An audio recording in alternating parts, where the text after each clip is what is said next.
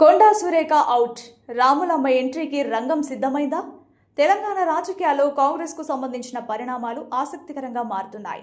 మంత్రి కొండా సురేఖ సీఎం రేవంత్ రెడ్డిపై చేసిన వ్యాఖ్యల వ్యవహారం ఇప్పుడు కాంగ్రెస్ హైకమాండ్ దృష్టికి చేరినట్లు సమాచారం.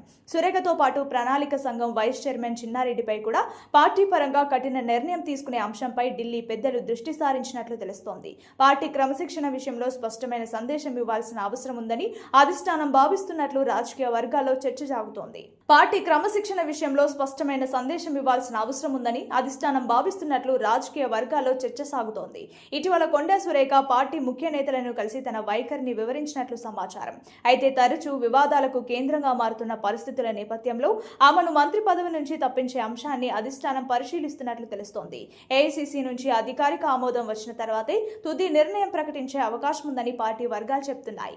చిన్నారెడ్డి విషయంలోనూ క్రమశిక్షణ చర్యలు తప్పకపోవచ్చుననే ప్రచారం జరుగుతోంది. ఇదిలా ఉంటే సురేఖను మంత్రి పదవి నుంచి తప్పిస్తే ఆమె స్థానంలో ఎవరిని తీసుకోవాలనే అంశంపై కూడా కాంగ్రెస్ అధిష్టానం కసరత్తు చేస్తున్నట్లు సమాచారం. బీసీ సామాజిక వర్గానికి ప్రాధాన్యం ఇవ్వాలని ముఖ్యమంత్రి రేవంత్ రెడ్డి అభిప్రాయపడుతున్నట్లు తెలుస్తోంది. ఈ క్రమంలో ప్రభుత్వ విప్ ఆది శ్రీనివాస్ పేరు కూడా పరిశీలనలో ఉన్నట్లు ప్రచారం సాగుతోంది. అయితే మహిళా మంత్రిని తొలగిస్తే అదే సామాజిక సమతుల్యతలో భాగంగా మరో మహిళకు అవకాశం ఇవ్వాలనే అభిప్రాయం హైకమాండ్ లో ఉన్నట్లు సమాచారం. ఇందుకోసం ఇద్దరు మహిళా నేతల పేర్లను పరిశీలిస్తున్నట్లు తెలుస్తోంది.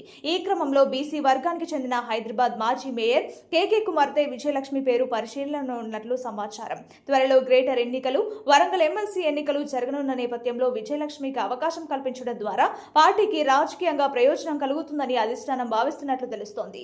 మరోవైపు మాజీ ఎంపీ విజయశాంతి కూడా ఢిల్లీ స్థాయిలో తన ప్రయత్నాలను ముమ్మరం చేసినట్లు సమాచారం. వరంగల్ తో తనకున్న అనుబంధాన్ని ప్రస్తావిస్తూ అవకాశం ఇస్తే పార్టీకి, ప్రభుత్వానికి బలమైన వాణిగా పనిచేస్తానని ఆమె చెబుతున్నట్లు తెలుస్తోంది. దీంతో సురేఖ స్థానంపై హైకమాండ్ నిర్ణయం ఆసక్తికరంగా మారింది.